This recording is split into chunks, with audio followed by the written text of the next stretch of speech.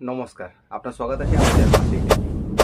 আজকে যে আমি স্পেশাল ক্যাটাগরি নিয়ে এসেছি সেখানে বলা হচ্ছে যদি আপনার মা বা বাবা 2002 সালে আগেই মারা গেছে অ্যান্ড আপনার ভোটার লিস্টে নাম উঠেছে 2002 সালের পরে, সেক্ষেত্রে আপনাকে কী দিতে হবে আর কী করতে হবে।